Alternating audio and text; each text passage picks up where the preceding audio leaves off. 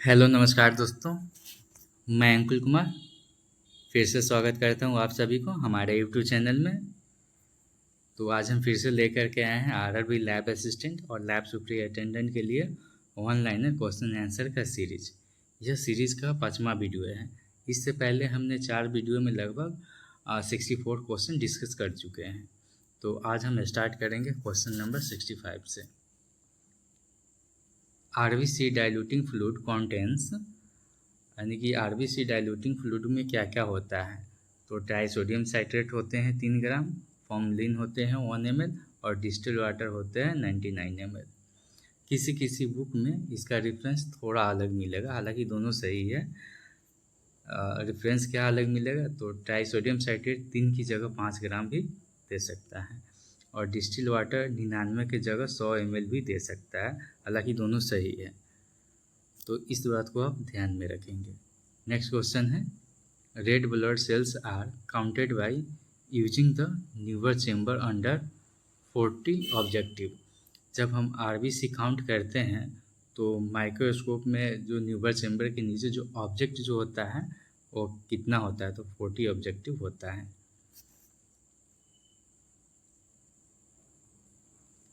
Next question है, 2 types of RBC diluting fluid are there. एक होता है हेम्स फ्लूइड, एक होता है डेसी फ्लूइड। ये दोनों एग्जाम में कई बार पूछा जा चुका है, आप इसे ध्यान में रखेंगे। कंपोजिशन इसका न भी याद रहे तो कोई दिक्कत नहीं है, लेकिन आपको याद रखना है ये डेसी फ्लूइड आरबीसी के लिए यूज होता है, हेम्स फ्लूइड आरबीसी के लिए यूज होता है, इतने याद रखना है आपको। फिर भी इसका कंपोजिशन के बारे में हम बता देते हैं। इसका कंपोजिशन है, मर्क्यूरी क्लोराइड 0.25 ग्राम होते हैं, सोडियम क्लोराइड 0.5 ग्राम होते हैं और सोडियम सल्फेट 2.5 ग्राम होते हैं और डिस्टिल वाटर 100 ml होते हैं। तो मर्क्यूरी क्लोराइड जो होता है इसका काम है उसमें किसी भी तरह का बैक्टीरियल इन्फेक्शन को रोकता है, और सोडियम क्लोराइड और सोडियम सल्फेट का काम है जो आरबीसी होते हैं उसका मॉर्फोलॉजी को बचाना होता है, और इसके अलावा जो भी सेल है उसे डिस्ट्रॉय करना होता है। उसे डिस्ट्रॉय करेगा तब तो यानी कि आरबीसी दिखेगा। नेक्स्ट क्वेश्चन है, नेक्स्ट है यानी कि दूसरा है डेसी फ्लूइड। इसका कंपोजिशन मैंने जस्ट आपको ऊपर बताया, यानी कि ट्राई सोडियम साइट्रेट 3 ग्राम की जगह 5 ग्राम भी हो तो कोई दिक्कत नहीं है, फॉर्मलिन 1 ml और डिस्टिल वाटर 100 ml और 99 ml भी हो तो कोई दिक्कत नहीं है। बस इसका आपको नाम याद रखना है। नेक्स्ट क्वेश्चन है, स्टैंड फॉर एमसीवी, यानी कि एमसीवी का फुल फॉर्म क्या होता है, मीन कॉर्पस्कुलर वॉल्यूम। इसका कैलकुलेशन आपको याद रखना है। एमसीवी इक्वल टू क्या होता है, तो इसके लिए आपको पीसीवी का वैल्यू आपको याद होने चाहिए और उसमें 10 से गुने करना है और आरबीसी काउंट जो आएंगे उसे डिवाइड कर देना है, ये आपका वैल्यू आ जाएगा एमसीवी का।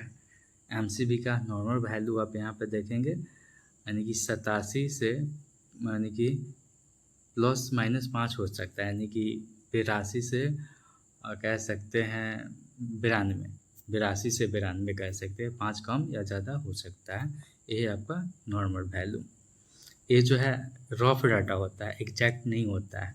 मान के चलिए कहीं पे भी आपका इलेक्ट्रॉनिक सेल काउंटर नहीं हो तो आप एमसीवी कैसे कैलकुलेट करेंगे, तो पीसीवी को 10 से गुना करेंगे और आरबीसी जो काउंट आया होगा हम उससे डिवाइड कर देंगे।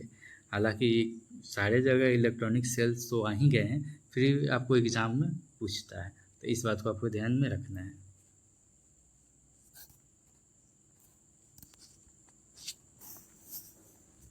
नेक्स्ट क्वेश्चन है, एमसीवी डिक्रीजिंग, यानी कि एमसीवी किस कंडीशन में डिक्रीज होता है, तो माइक्रोसाइटिक एनीमिया में डिक्रीज होता है। नेक्स्ट क्वेश्चन है, MCV increase in microcytic anaemia में यानी कि इंक्रीज होता है।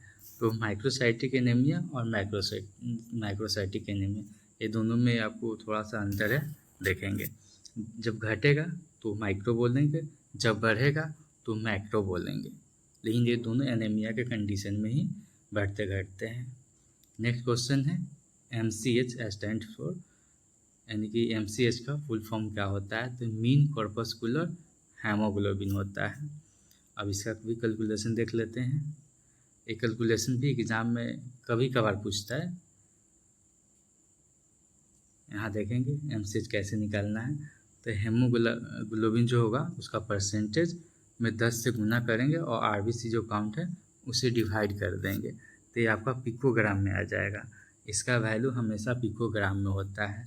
तो नॉर्मल वैल्यू की बात करते हैं तो आप देखेंगे 27 से 32 पिकोग्राम इसका नॉर्मल वैल्यू होता है। अब किस कंडीशन में MCH डिक्रीज होता है? तो आप यहाँ पर देखेंगे hypochromia due to decrease in haemoglobin. Hypochromia के कंडीशन में डिक्रीज होता है। और इंक्रीज किस कंडीशन में करता है? तो माइक्रोसाइटिक एनीमिया में यह इंक्रीज करता है। अब देखेंगे MCHC, इसका फुल फॉर्म क्या होता है? Mean corpuscular haemoglobin concentration. अब इसका भी कैलकुलेशन देख लेंगे। Haemoglobin gram percent into 100 by PCV, इससे आपका MCH निकल जाएगा।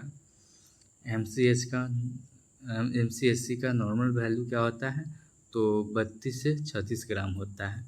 यह किस कंडीशन में घटता है? तो क्रोनिक एनीमिया में घटता है और मैक्रोसाइटिक एनीमिया में बढ़ता है।